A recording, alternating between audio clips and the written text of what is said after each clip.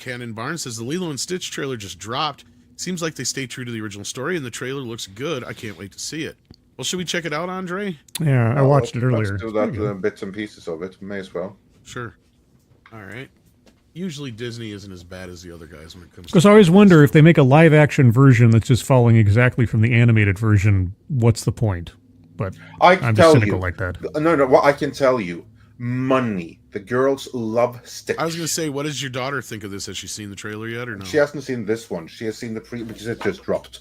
She has seen the previous one and she loves it and she can't wait for the movie. So, Scribe, that's the point. There is no creative reason to do this. No, it is it's Baby Yoda.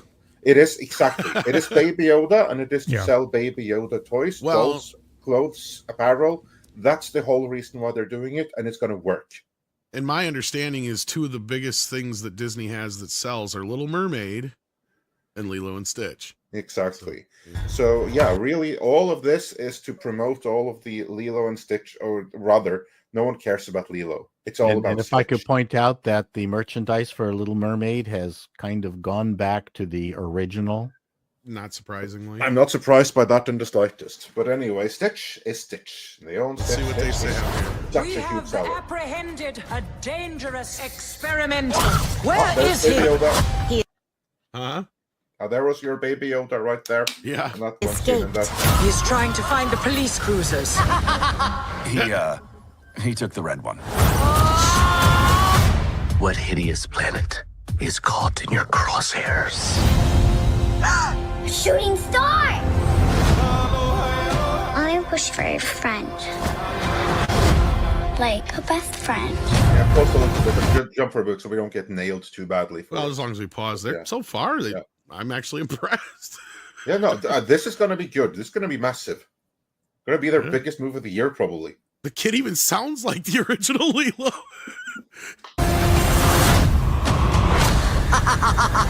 What the hell?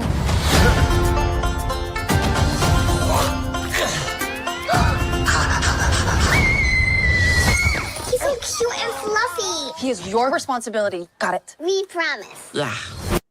Oh, God. This is going to make billions. Down from there. Look like an angel. That's probably more worrying is the Elvis music than the Disney trailer. The Elvis music, if they hadn't done that, that would have been a huge mistake. And it looks like Chris Saunders is voicing Stitch. So sounds like it, yeah. Yeah. No. Control him. Hey, what are you doing? Who still has CDs in their car? It's an old car. No. Dogs on the table. I know. You sure that's a dog? Yeah. Rough. He looks a little small to be playing what's his face. Ew.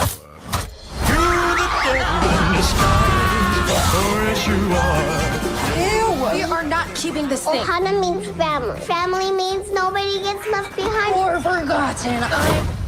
Oh. Stitch bad. Sometimes family isn't perfect. That doesn't mean they aren't good. She's good. That's close. I don't think you're supposed to drink that.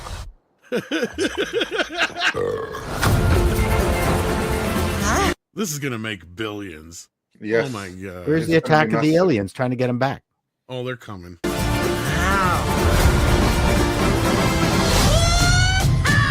Agent Cobra Bubbles. We have a blue dog to catch.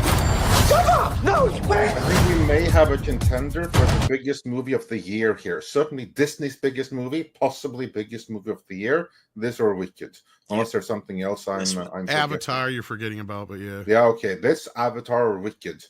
This looks great. Contenders for the. She's good. The little girl is fantastic, and she's not precocious. Yeah. Although I think they could have still gotten Ving Rhames to play Bubbles, but yeah. He's dead.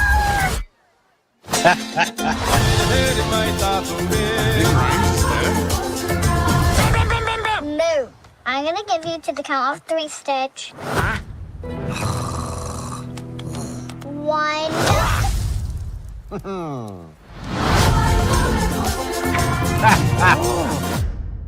Okay. Ving Rhames is still alive. Oh, yeah. I laughed You're out thinking of the loud. Who am I guy. thinking of? Four You're thinking times. of Michael Clark Duncan, I think. Maybe. Yeah. I laughed out loud 4 times at that. I did a couple of times. Yeah. This was good, and it felt very natural. Didn't feel forced. Yeah.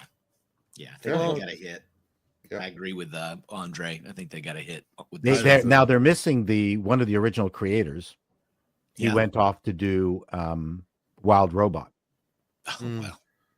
That could very well be, but you know what they're not missing? Stitch. And that's really all that matters here. Yeah. Literally everyone and everything else up to and including the story and everything in it is icing on the cake. Yeah. Oh, yeah. The only thing that's needed here is to have Stitch, to sell all kinds of Stitch merchandise, and just to stick that into some kind of movie. That's all they need to do. And it's going to be massive. And don't do any identity politics at all. I don't think they're going to do anything of the sort. You know what? I would have loved to have been on the story meeting here where there was the group of people trying to shove identity politics in and being rebuffed. Yeah. Well, remember that when the casting came out, I mean, there was like some kind of controversy because the ethnicity of the actress wasn't quite right or something. I don't recall the details, but I know there was something like that. They found, not Disney, but the identitarians watching, they found something to complain about, that the representation wasn't entirely correct enough. Oh, geez. I like the girl. The girl's great. She's really supernatural. Yeah, they did a good job for the most part, as far as I'm concerned. We'll have to see the film, but speaking of trailers, I don't think you saw this one yet, Paul. This one goes to 11. Oh, okay. I have not seen this trailer.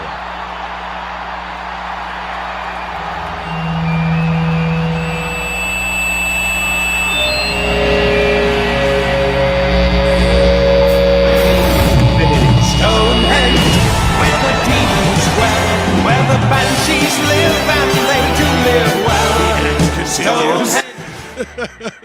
Plus, they're re-releasing the original. Now, in terms of a money grab, this makes perfect sense because an awful lot of bands have gotten back together in their senior formation. So I mean, Spinal Tap was about a band, I guess, at the end of its run. They weren't that was not a recomposition at the time. Let's just hope Carl keeps his politics in check like he usually does when it comes to making movies. Yeah. Well, I mean, Carl. You mean Reiner? You're talking about Rob Reiner, not Rob Reiner, not Carl. Jesus, oh, Rob. Yes, Carl. That's a long time ago. Man, oh man! When you're talking I was having about a Paul moment there. If you're talking about a run of really high quality movies that we all have in our collections, Rob Reiner really had a spectacular run. So there's no such word as irrespective, but respective of his politics, you can't. No, that's one thing I've pointed out. He's managed to keep his politics out of his movies. I hope he does. He always has. I mean, if you think about it, he's always been Meathead, right? From All in the Family. He's always been that political. He's just never made that a part of his films. Super political, but I think that's been more of a recent thing than back when he did Stand By Me and when Harry Met Sally, Princess Bride. Well, he's always been political. That was my point, and he's always been outspoken, but it's been more like post his movies that he went off his fucking rocker. Yeah, that part is true. But my point is that he's always been a political individual. Sure, but most people in Hollywood separate that. Yeah, most people in Hollywood are left of center. Sure.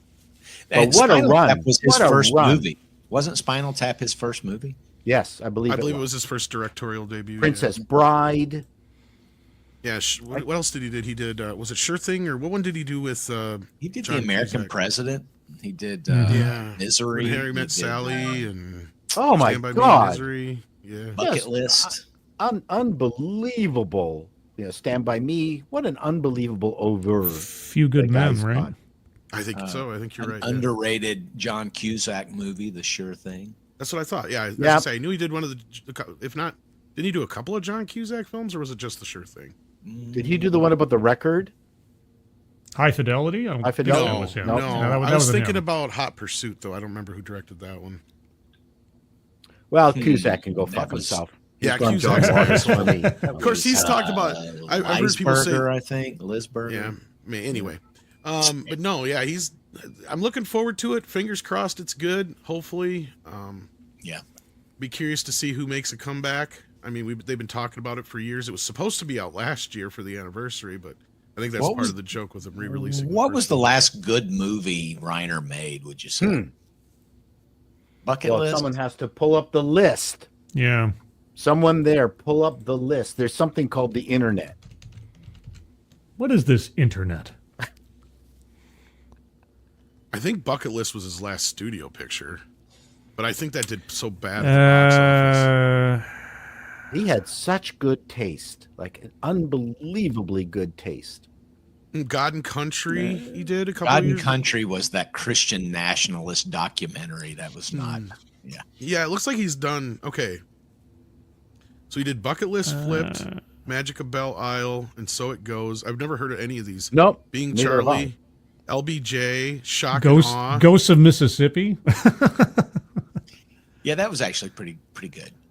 Oh, that was back in the day. I'm going all the way back. You had American President, Ghost of Mississippi, and then after that, his heyday, not this century. In other words, but I'm looking through the list. I never saw the Bucket List, so maybe that's the story of us is basically where he went off the rails. I mean, that's a good film, but that did disappoint. Yeah, that was Bruce. That's Willis, where he started. Right? Yep, that's where he started falling off. North was his other one in between there that did not do well at the box office. Yeah. Oh, that's right. Yeah, North really bombed bad, and I think they just didn't know how to market that movie. But as far as his last traveling the world or something. Yeah, but as far as his last good movie, the only one that really stands out to me, and again, I never saw Story of Us, but Ghosts of Mississippi, like '97, and then everything after that is just I've never heard Story of of any Us of these was movies. okay. Bucket List was actually pretty charming. Okay. Rumor has it was actually I've never seen it, but that's one I wanted to see and never got a chance to. That's the one with Kevin Costner and what's her face, Aniston or whatever. Yeah, where it's supposed to be the quasi sequel to The Graduate, but what it's about the actual people that The Graduate was based on. Oh, I didn't know that. And so this woman finds out she finds out in the movie that her grandmother is Mrs. Robinson. Huh. Yeah, that's funny. Yeah, and that her father is actually the being played by Kevin Costner, whatever the Dustin Hoffman character, basically. Last great movie would have been A Few Good Men. Yes, certainly. Yeah. I mean, the guy's talented. Holy smokes. But his last few movies, you just kind of look at it, especially the God and Country and LBJ and Shock and Awe. They're just But I believe very strongly that most creative people have an arc, they peak, and then they're done. This clip was taken from Midnight's Edge in the Morning, which streams live every Monday, Wednesday, and Friday at 9 a.m. Pacific Time on the Midnight's Edge main channel.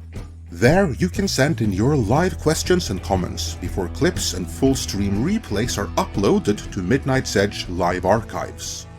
We are also on Twitter, Rumble, Odyssey, and Facebook, so smash that like, help share, subscribe, and join us.